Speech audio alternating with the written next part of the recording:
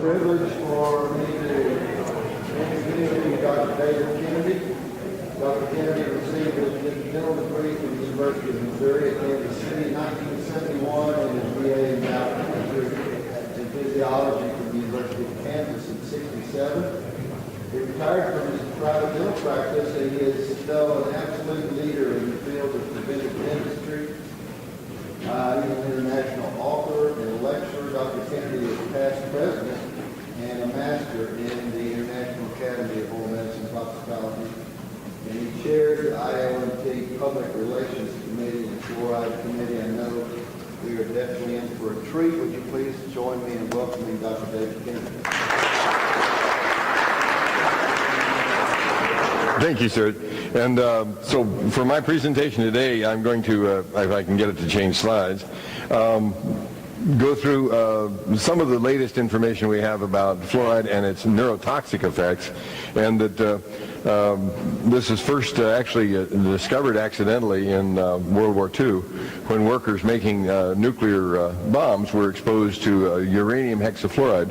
And Harold Hodge said it was probably most likely the secret element T that was causing the problem, and that the secret element T turns out to be fluoride. And he did experiments on rats in 1944 that we don't know what happened because it's still classified as top secret today. That's the fellow that was the one of the fathers of fluoridation, you know. So let's see if this guy will change slides. No, it won't. So I'm going to have to stop it. So and force it to quit. So anyway, what I've done today to put this together for you is I've taken not only the information that I'd like to share with you about fluoride and so forth, but I also took the information that some people like the Pew Center are putting out about the fluoride, and so you'll be able to see it's really difficult to get the people that are advocating that we consume fluoride to come and address the issue on a scientific basis, because personally I think they know they're lying. That's how do I arrive at that conclusion is that you can't be that stupid.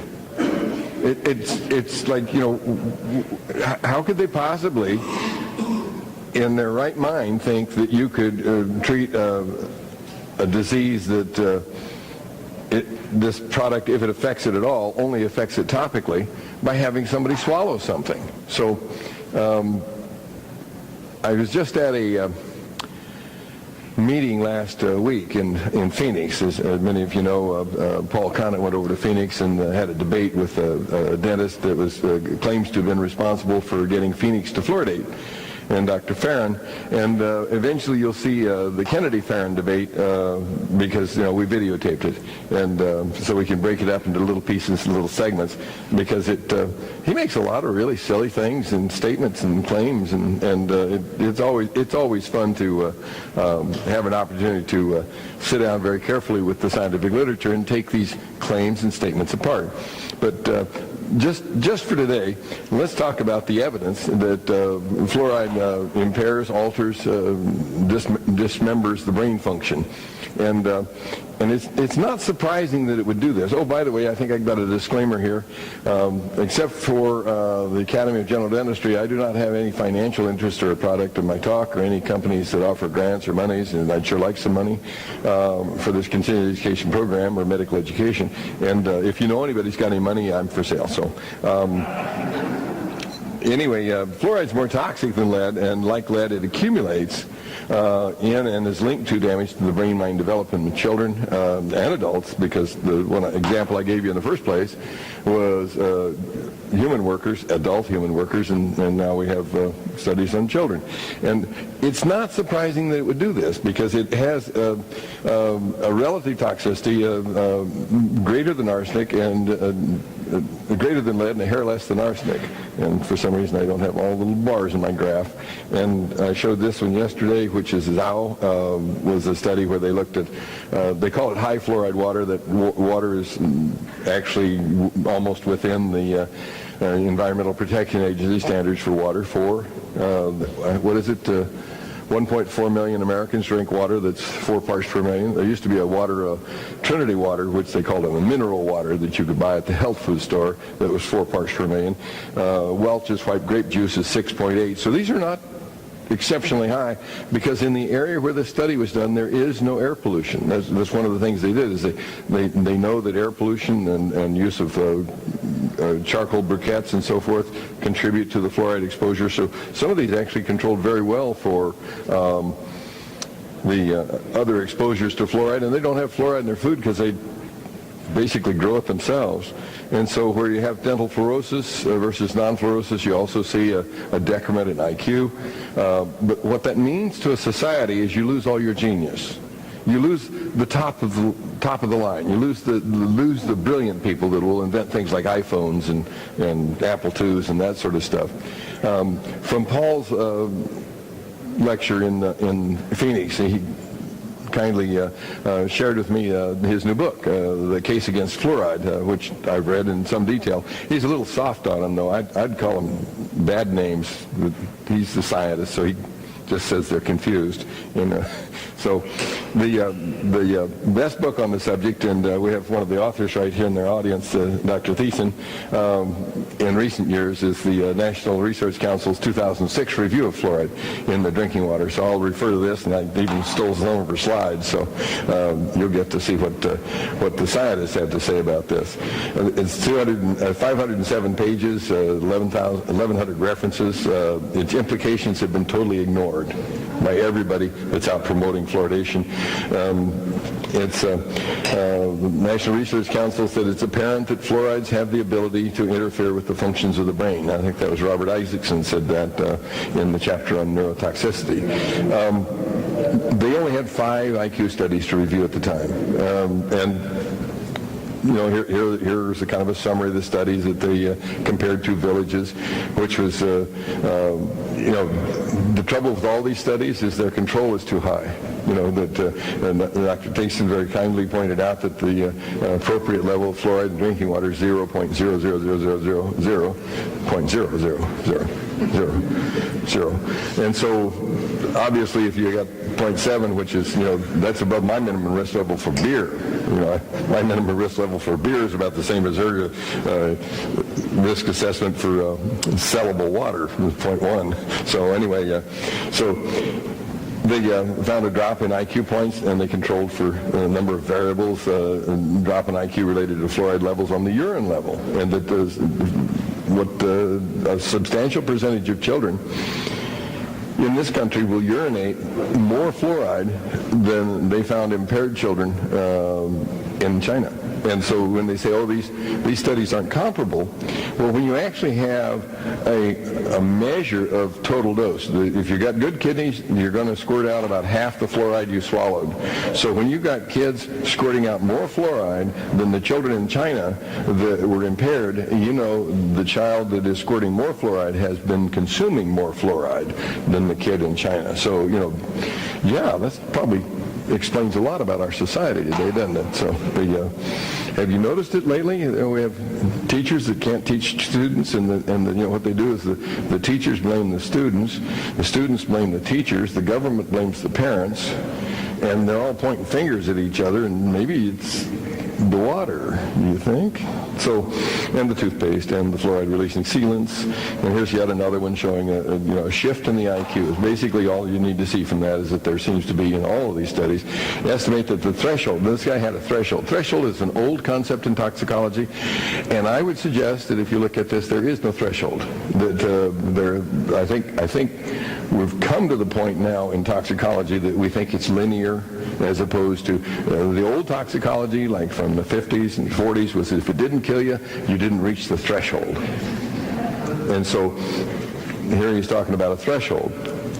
But, I would point out that, 1.9 parts per million fluoride is roughly the equivalent of America today, because, you're getting multiple exposures of fluoride. And if you go to China, they don't use fluoridated toothpaste. The area we were in, they didn't have any grocery stores.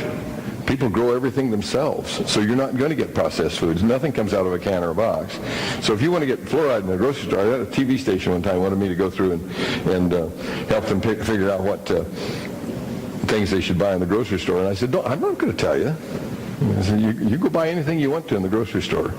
Go get any can or box or beverage off the shelf and measure it, because I'll be very surprised unless you go buy the distilled water that you don't find fluoride in everything, and they found fluoride in everything. So they kind of figured that out. And this is from Dr. Tyson, the range of water intake. And this is why you can't put a drug in the water. You cannot put a drug in the water when you've got some people drinking, 28 milliliters a day and other people drinking 1,500. I mean, I'm sorry. That is insane. And it's a log scale on the bottom there. So you get, and you saw this morning, and that right over someplace in this area here is where the minimum risk level is going to be, right?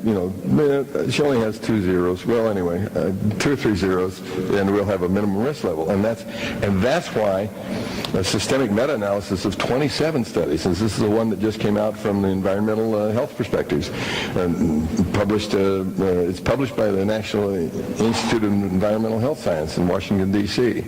And they did an analysis. They actually analyzed quite a few more. I'll show you the addendum that they used on how they selected some of the studies that they published, and they didn't use some of the studies that didn't fit their criteria. So instead of selectively picking studies that they wanted to show you what they wanted to show you, they basically went through and put a selection criteria and said, this fits my criteria, this does not. And then these are the studies. 26 out of 27 studies found a lower IQ in the average versus high versus low fluoride villages.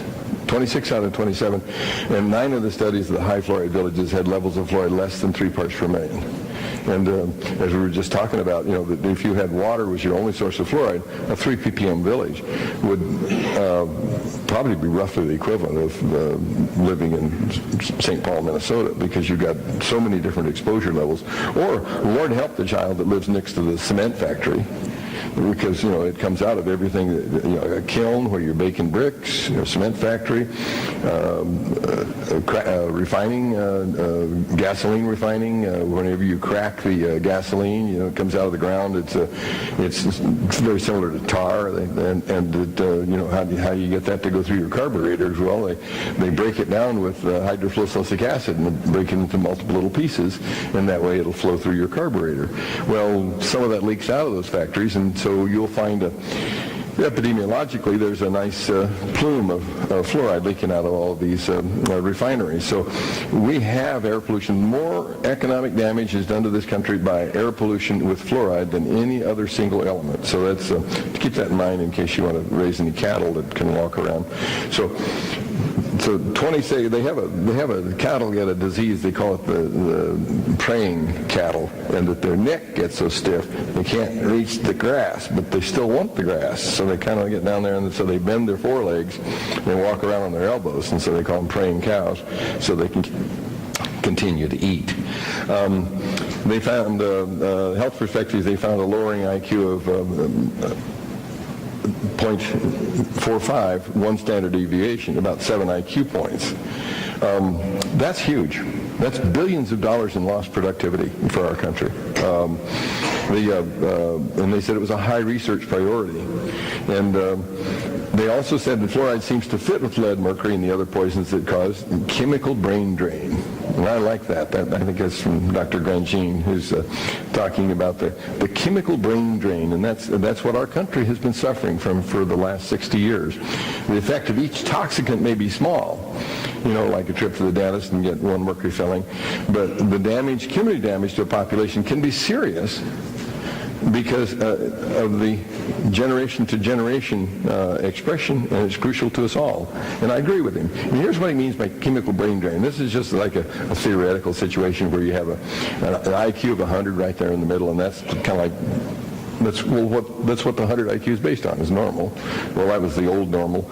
So here's the mentally handicapped at one extreme and the super duper bright at the other extreme. So that's the typical society that we live in. So when you shift the IQ 5 points toward the lower level, that you end up with a larger mentally handicapped group, and you really, really shrink down your extremely bright people. And so this is what he's talking about when he's talking about chemical brain drain, and that's the high level of fluoride in the urine and the lower the IQ. And this is another nice graph that you saw this morning from Dr. Thiessen's. There's some scatter in the data and some standard deviations, but basically there's a trending lower the more fluoride that comes out of your urine. And if you look at the statistical significance, it's coming about down to my minimum risk level, 0.0001. There we go. So that level of significance is highly significant. So that means that there seems to be a linear relationship between the amount of fluoride that's coming out of the kid and the amount of neurons that are continuing to fire in the kid. So the mean value of fluoride in the drinking water was 1.31.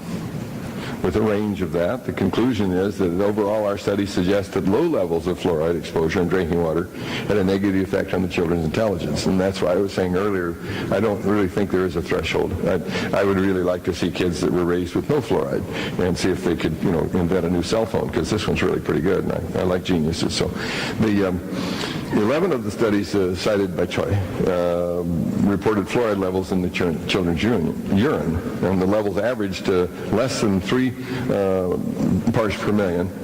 What did it say in 5 of the studies? Okay, to put this in perspective, in England, Mansfield did a study of the urine of the children in England and found that 5.6% had urine fluoride levels above 3 parts per million, and 1.1% had levels above 4 parts per million. So you add those two together, and what do you get? 7% of the kids with levels higher than the meta-analysis showed that the higher urine fluoride levels in some of the fluoridated population indicate that the total exposure to fluoride, and that's really what you got to look at, is the total exposure to fluoride can and often does exceed the Chinese children in which suffered a reduced IQ. NRC panel member Robert Isaacson, distinguished professor of neurobehavioral science at the State University of New York in Binghamton, agreed, saying, and that the possible effects on endocrines and hormones from water fluoridation are something that I wouldn't want to happen to me if I had any say in the matter, and it should be a wake-up call. And apparently it wasn't. People went back to sleep, and Dr. Thiessen said the report showed the potential is there, that water fluoridation is unhealthy. And for the studies finding the higher levels of damage to the children's IQ, she said it is possible that water fluoridation levels may have a similar effect, albeit reduced effect. So that's what the people on the National Academy of Science have to say about their review. Most people should minimize their fluoride intake. I think that's a very good idea, and that's why I keep my distilled water around right here. So in case I get thirsty, I can make you all feel sorry that you didn't bring in some distilled water. So the conclusion supports the possibility of an adverse effect of high fluoride exposure in children's neurodevelopment. Further research should be included detailed individual level information and prenatal exposure, neurobehavioral performance, and covariates for adjustment. It's good advice, but I think in the meantime, the precautionary principle would agree with Dr. Thiessen. We should avoid exposure to fluoride. And so this seems like, as Dr. Isaacson said, should be a wake-up call. And so what the wake-up call has actually been to all of the advocates for more fluoridation is it damn the torpedoes, full speed ahead. Let's fluoridate the last 2 major cities in the United States that don't have fluoride in their public water supply. Wichita, Kansas. Here's a city of about 65,000 people. And that'll help them get rid of several tons of fluoride a year. So let's go jump on them. And you know who we're going to get to help us do that? Let's get the Methodist ministries. They've just come into a large bundle of money because they took a nonprofit hospital and sold it, and in the process of selling it, they ended up with a huge profit, and so they get to spend that on good works. And that's nice. You have good works, and so their good works is to help buy some more hazardous waste and put it in the water of Wichita, Kansas. And of course, the people in Wichita have defeated this several times. But we don't really believe in democracy in this country. What we believe in is power and authority. And so Harvard University scientist says that Wichita voters shouldn't depend on the research study they compiled to decide whether to put fluoride in the city's water supply to fight tooth decay, while the studies the Harvard team reviewed did indicate that very high levels of fluoride sometimes could be linked to lower IQ among school children. But that is not particularly applicable here because it came from foreign sources, and where fluoride levels are multiple times higher than they are in America, tap water. So why can't we depend on that study? And she says these results do not allow us to make any judgment regarding the possible level of risk, levels of risk at levels of exposure typical for water fluoridation in the U.S. On the other hand, neither can it be concluded that there is no risk present. So absence of evidence is not evidence of absence. And they noted that the fluoride levels were much higher than what is found in the fluoridated waters in the United States and recommended further research to clarify what role fluoride exposure levels may play in the possible adverse effects on the brain development so that future risk assessments can properly take into regard this possibility. Well, that's what you write.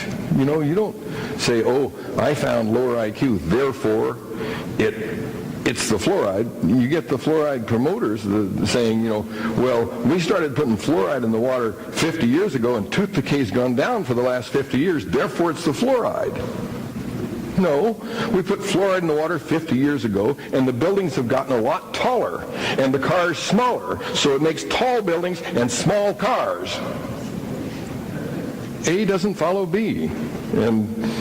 But the public doesn't understand that. But one of the things that I particularly liked about the environmental health perspectives was the supplemental material. And in here that you'll find this nice graph here. And this is the one that they eliminated, the one that has the box around it, Trevidia,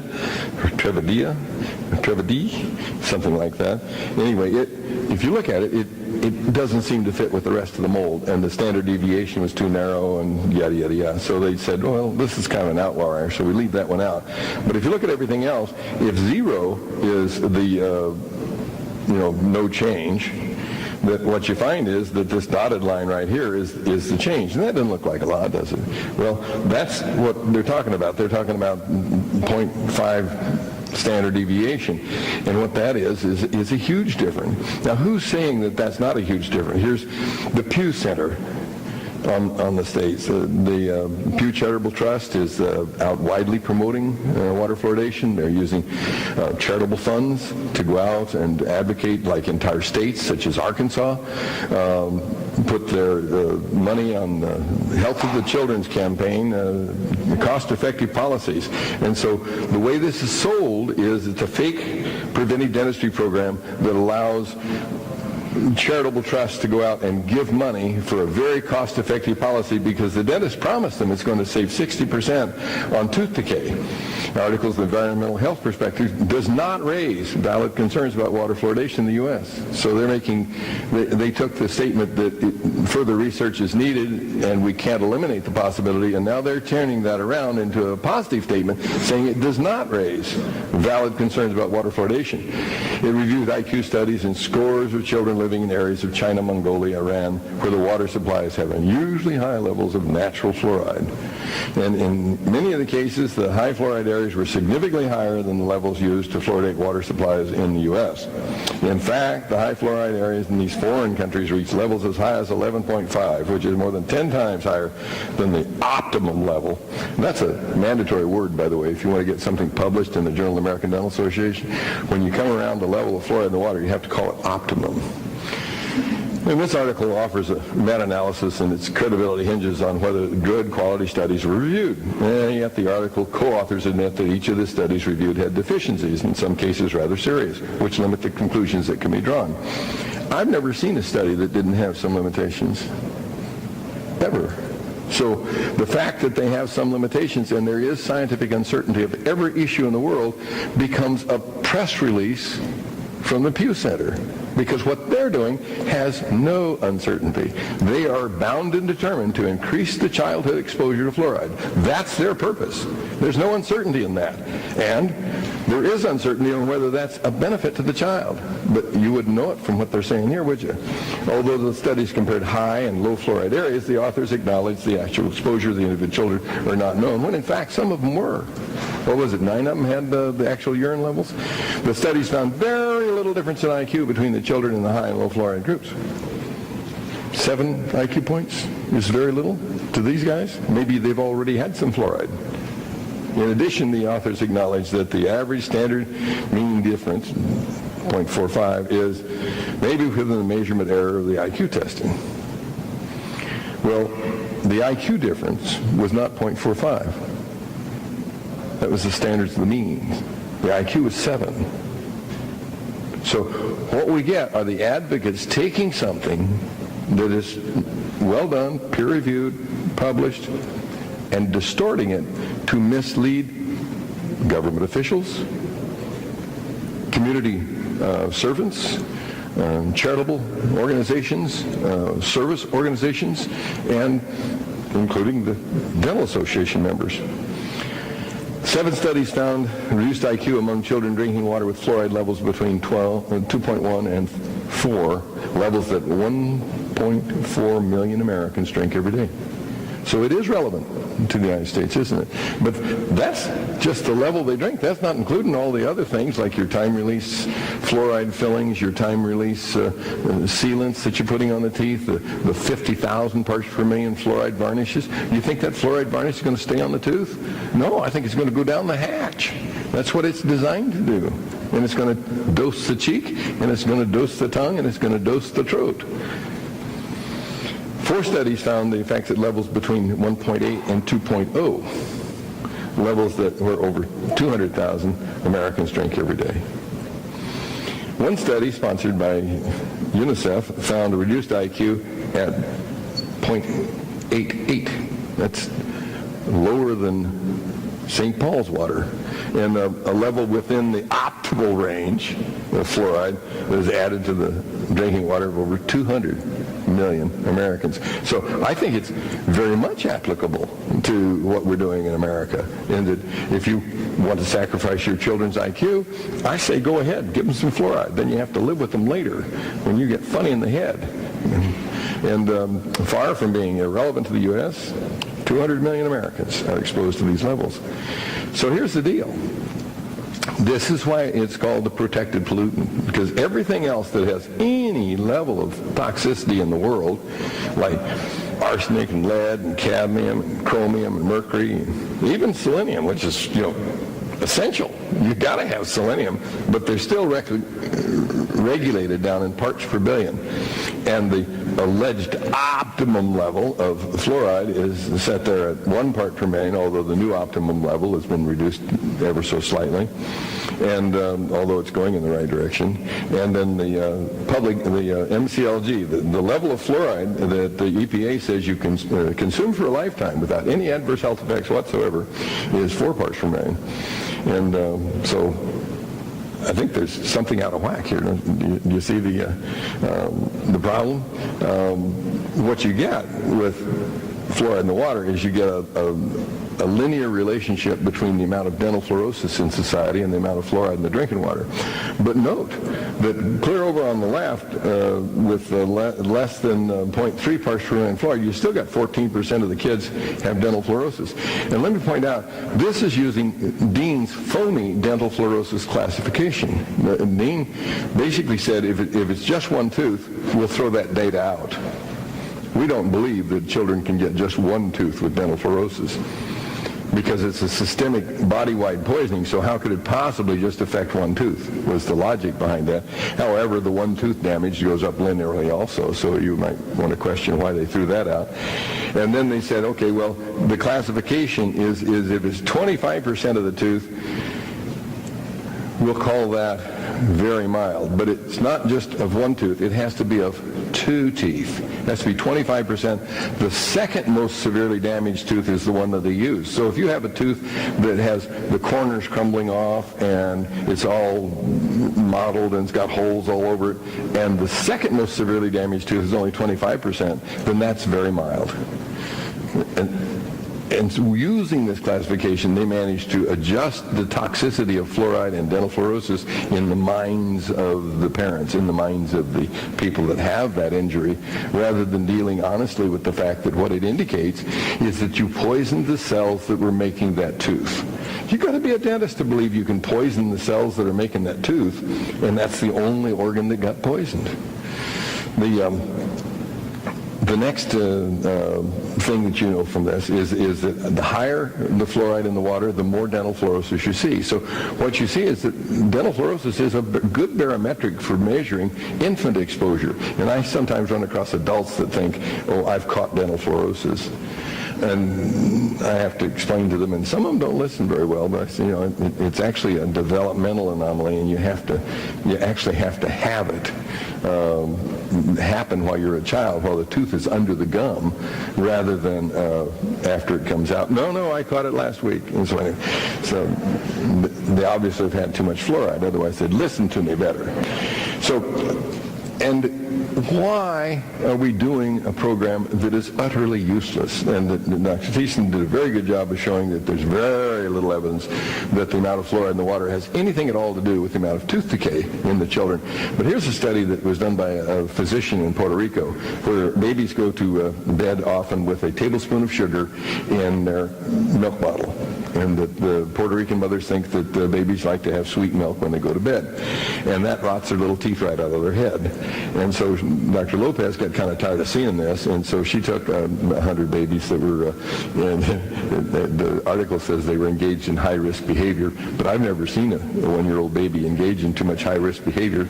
I think peeing and pooping mostly, but anyway, I think it was their parents that were engaged in the high-risk behavior. But anyway, they didn't attempt to intervene in the behavior because it's a cultural thing, but what they did is they had the kids come in 6 times a year. They came in every 2 months, and the nurse took what's lying around the medical office all the time. And she had a cup of tea that they measured as 4 parts per million, and then they had povidone iodine, and then they had distilled water. And so one group got water, and one group got 4 parts per million, and the other group got the povidone iodine 6 times a year.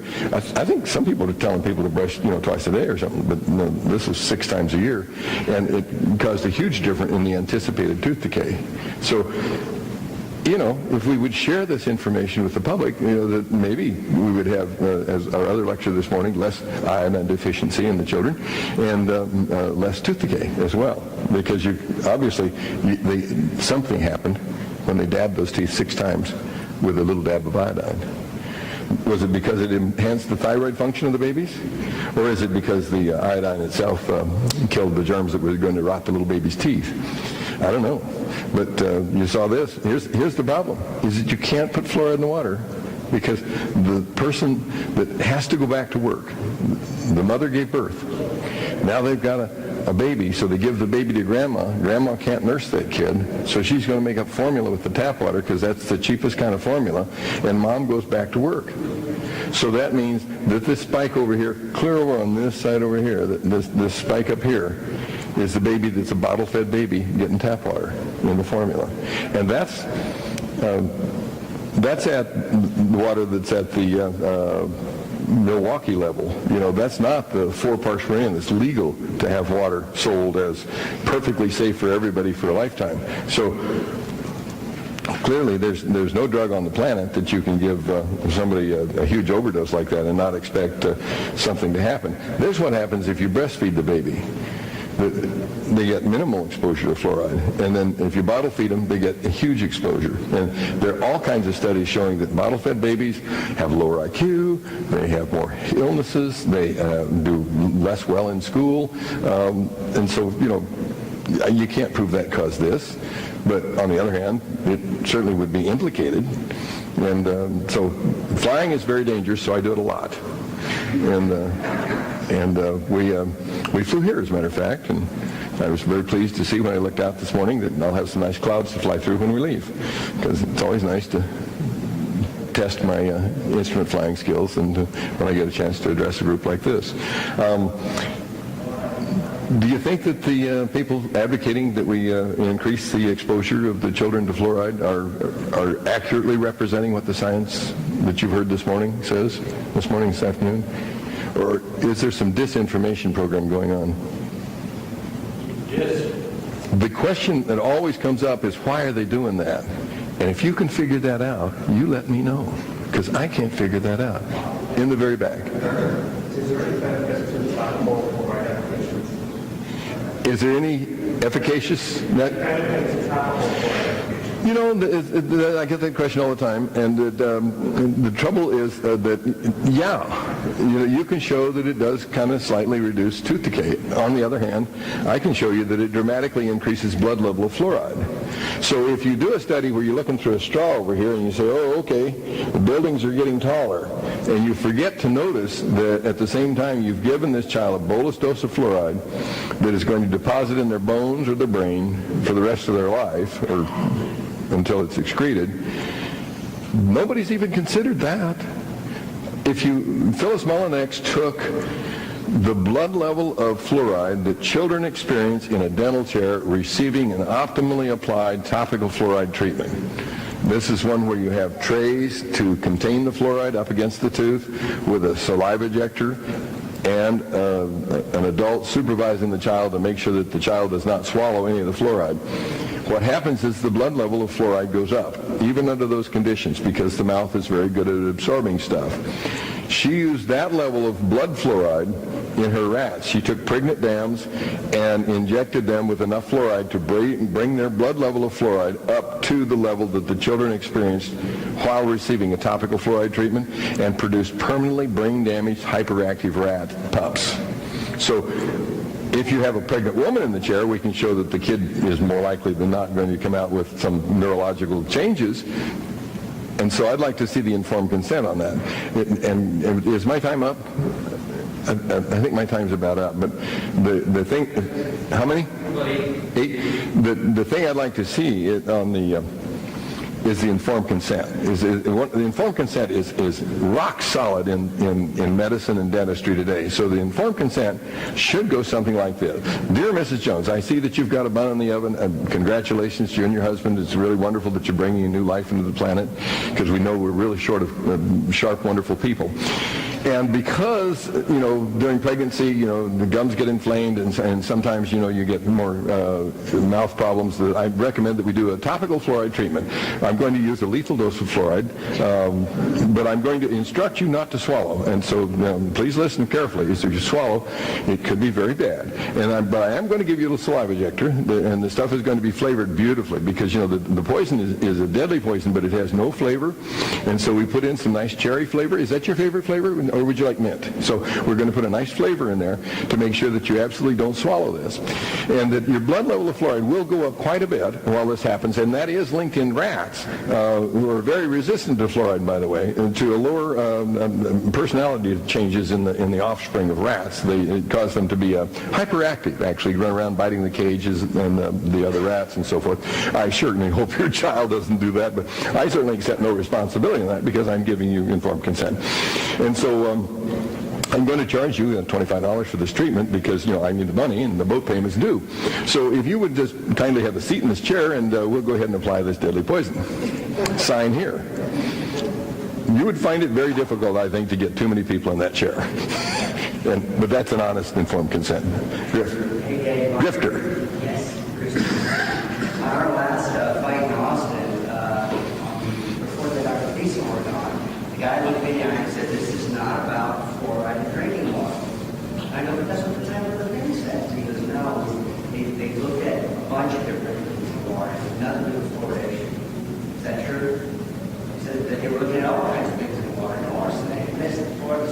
one thing they were looking at, nothing to report. That was correct.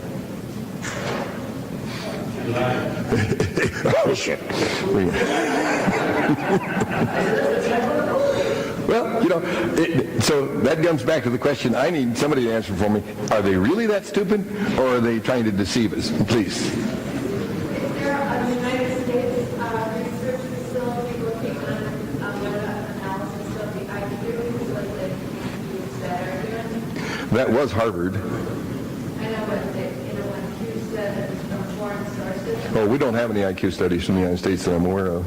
so is there anyone interested in doing that? I wouldn't think so. You couldn't get funded if you did. You know, it's the old axiom: don't look, don't find. And so, like Reverend Durley said in the movie, if you lift up the carpet and look under there and see what it is, you may not like it. So I just put the carpet back down. So, that way. Russ, Did you say that fluoride orange is 50,000 parts? I believe that's the figure that Griffin Cole ran down for us. It's not an FDA-approved product, so let's put some fluoride varnish on children's teeth. Inspired by a company where the assistants were taking this fluoride orange. If it was just before lunch, they didn't use the regular fluoride, they used orange. And they take that stuff and just wipe it all over the children's teeth. Thick, large amounts of it, and have them spit in the cup and then go eat. And I raised so much hell in fact. Yeah, get the messenger. Be sure and get the messenger. You know, in Rome, they actually made it a policy to kill the messenger. That was, you know, it was kind of like good luck to. What do you think happened to it? I think they killed the messenger. I think they've now run for politics and they're they're elected officials now. Or they may be instructors in the dental school. I've had some of those people. The fluoride orange is a great new growing development in children's dental health. It's like a great new savior, and they can start getting that orange as soon as they have teeth. There's no reason to wait. You don't have to be a dentist. You can have a nurse do it. You can have anybody in the office do it. You know, so it's spreading beyond dentistry. And you can have it office 3 times in the same year. How nice. They know that varnish is going to wear off and just come on back in 4 months. And then in 4 months again. And it's flavor, you know, no problem. And you know, you're right, where is that varnish going to go? 50,000 parts per million. I've seen it advertised in the ADA News at 22,000. That was a few years ago. So, you know, and guess who's really big on this? Is the schools of public health. They're so proud of this concept of promoting it. They get grants from the federal government to promote it. So it's like, gee, it couldn't be wrong if the schools of public health are promoting it. Yes, and they have a really good name, but a really bad reputation. Griffin, I think, was the guy that ran down the varnish. In order to bring a product to the market, you need to have the Food and Drug Administration approve them as safe and effective.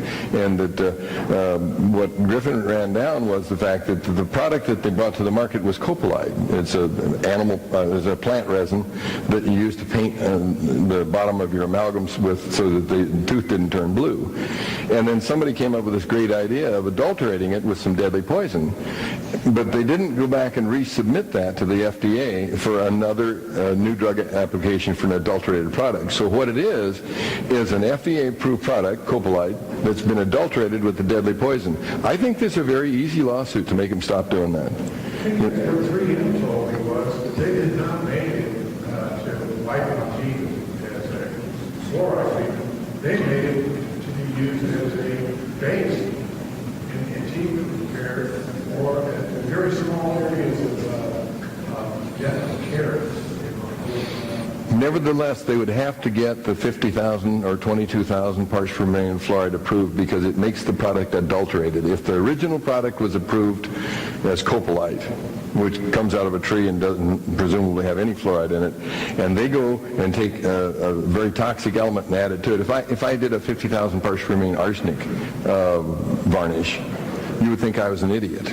But, I'm sure that if we did enough studies, we would find that arsenic probably makes the germs that cause tooth decay a little bit sick, so it would reduce tooth decay a little bit in the way back. In Portland, Oregon, where they're voting to fluoridate right now, whether to do it or not.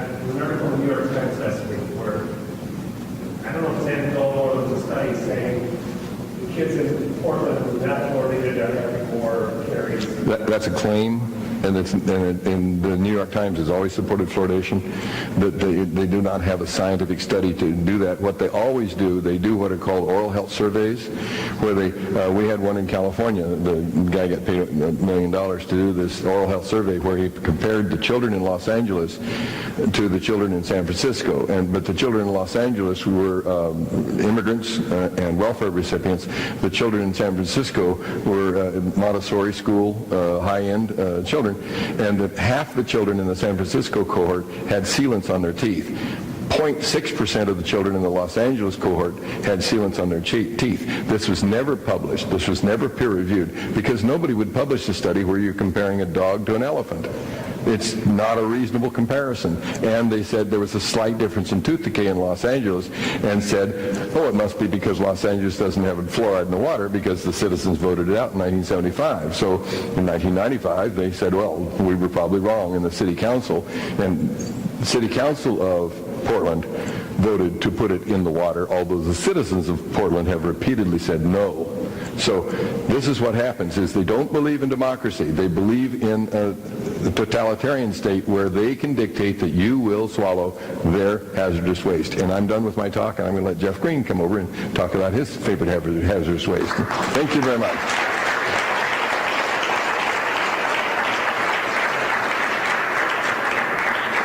The course completion code is DK, David Kennedy.